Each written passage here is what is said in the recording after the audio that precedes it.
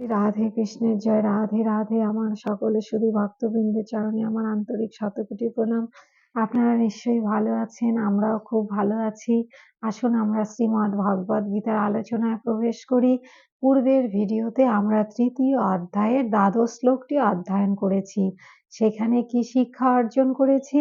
প্রভু বলেছেন, যে ব্যক্তি অন্যের সেবা না করে একা নিজে ভক্ষণ করে বা ভোগ করে, সে কিন্তু চোর। অর্থাৎ একা আমাদের কখনোই খাওয়া উচিত না। আমরা যে কোনো জিনিস, খাবার জিনিসই হোক বা আমাদের পরিধানের জিনিস হোক বা আমাদের প্রত্যেক দিন নিত্য প্রয়োজনীয় জিনিস হোক, আমরা অবশ্যই সকলের সঙ্গে ভাগ করে সেটি নিষ্কামভাবে ব্যবহার করব। তবেই কিন্তু আমরা পরমাত্মা চরণে নিজেদের আত্মসমর্পণ করতে পারবো। এবার আসুন আমরা পরবর্তী ত্রয়োদশ শ্লোকটি অধ্যয়ন করি। সেখানে প্রভু কি বলেছেন? যজ্ঞ শিষ্টাশীন সন্ত মুচ্যন্তে সর্ব কিল্লিশৈ ভুঞ্জতে তে তাঘং পাপা যে পচ্যন্তম আত্মকারণাৎ।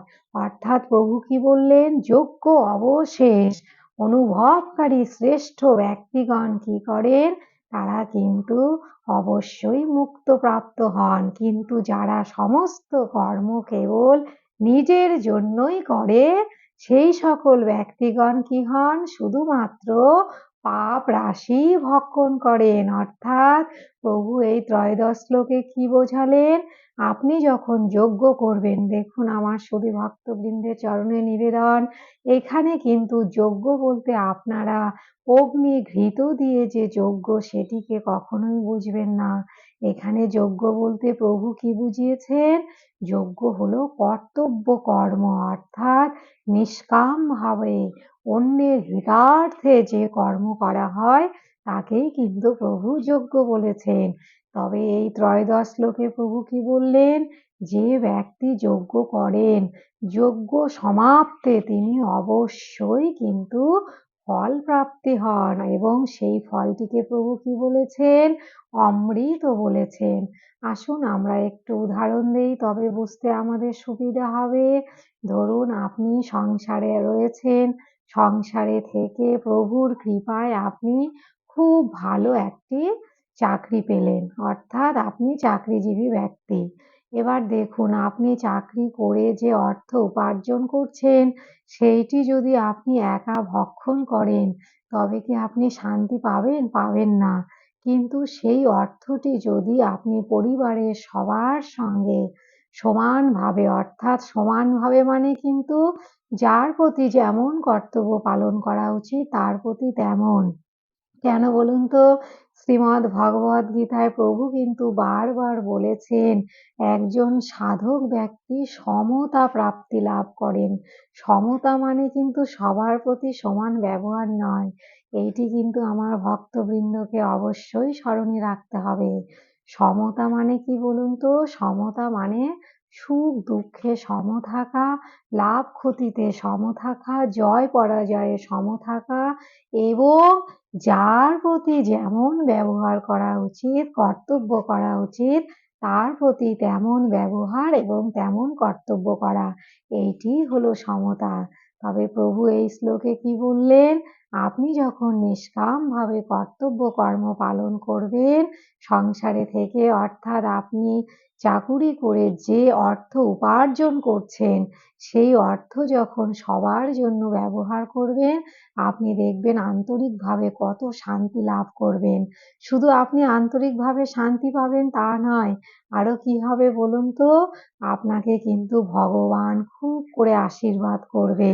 এই যে আপনি মানসিকভাবে শান্তি লাভ করছেন, সুখপ্রাপ্তি লাভ করছেন, এইটিই তো অমৃত।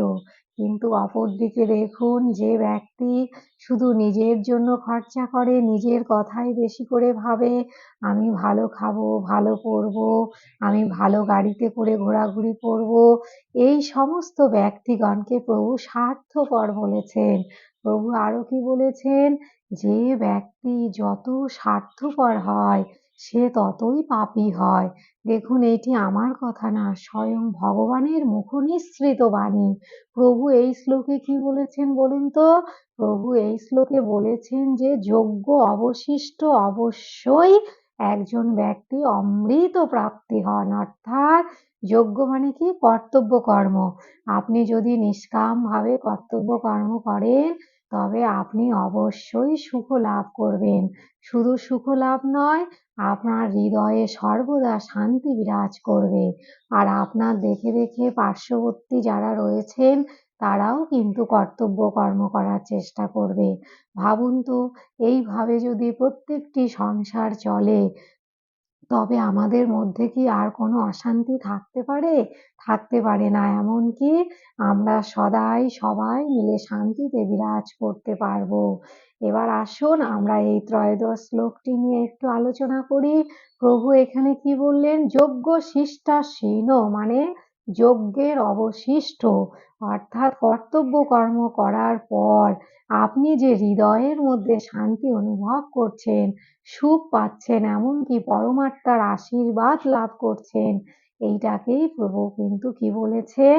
এইটিকেই প্রভু বলেছেন যজ্ঞ অবশিষ্ট অমৃত। প্রভু এখানে আরো কি বলেছেন? পশ্চান্ত আত্মকরণাৎ, অর্থাৎ যে ব্যক্তি এইরকম আচরণ করে না তিনি কিন্তু খুব পাপী ব্যক্তি হন। অর্থাৎ তিনি শুধু নিজের জন্যই সদাই চিন্তা করেন এবং এর ফলে কি হয়? সর্বদা তার মধ্যে পাপ বিরাজ করে। তিনি কখনোই মানসিকভাবে শান্তি লাভ করতে পারেন না। তবে এ ব্যাপারে এই শ্লোকে প্রভু কিন্তু রন্ধনের উদাহরণ দিয়েছেন, অর্থাৎ রান্না করা। তবে রান্না করা বলতে কিন্তু আমাদের শুধুমাত্র রান্না করা বোঝালে হবে না, আমাদের কি বুঝতে হবে? সর্বকর্ম, অর্থাৎ পরিবারের যা যা কর্তব্য কর্ম সেগুলি সবকিছুই এর মধ্যে কিন্তু প্রভু বোঝানোর চেষ্টা করেছেন। কেন প্রভু রন্ধনের উদাহরণ দিয়েছেন? ধরুন আপনি পরিবারে থেকে রান্না করছেন পরিবারের সকল সদস্যের জন্য। সেই সময় যদি কোনো অতিথি আসে, আপনি ভাবছেন আপনি তো অতিথির জন্য কোনো রন্ধন করেননি। আপনি তো আপনার পরিবারের সদস্যবৃন্দের জন্য করেছেন। সুতরাং আপনি কেন তাকে খেতে দেবেন? এই যে মানসিকতা, এই মানসিকতাটি হলো স্বার্থপর। সুতরাং সেখানে আপনার কি করা উচিত? আপনার নিজের ভাগে যে খাবারটি রয়েছে সেইটি অতিথিকে গ্রহণ করিয়ে অতিথিকে সন্তুষ্ট করা উচিত। কেন বলুন তো? কারণ আমরা কম বেশি প্রত্যেকেই জানি অতিথি সেবার দ্বারাও কিন্তু মুক্তি লাভ হতো, যেটি দাপর যুগে খুব বেশি করে প্রয়োগ হয়েছিল। অর্থাৎ দাপর যুগের সদস্যগণ, দাপর যুগের প্রজাগণ অতিথি সেবা করে নারায়ণ সেবা করতেন। অর্থাৎ অতিথির মাধ্যমে তারা স্বয়ং ভগবান শ্রী নারায়ণের সেবা করে মুক্তি লাভ করতেন। তাই আমাদেরও উচিত অতিথি বাড়িতে আসলে শুধু নিজেদের কথা না ভেবে অতিথির কথাও চিন্তা করা। সুতরাং আমরা এই তৃতীয় অধ্যায়ের ত্রয়োদশ শ্লোক থেকে আমরা কি শিক্ষা অর্জন করলাম? আমরা এই শিক্ষা অর্জন করলাম যে প্রভু বারবার বলেছেন আমাদেরকে নিষ্কামভাবে কর্তব্য কর্ম করতে, অর্থাৎ যজ্ঞ করতে। যজ্ঞ মানে কিন্তু আমি পুনরায় আবার বলছি নিষ্কাম কর্তব্য কর্ম। নিষ্কামভাবে কর্তব্য কর্ম করলে আমাদের কোনো পাপ স্পর্শ করবে না।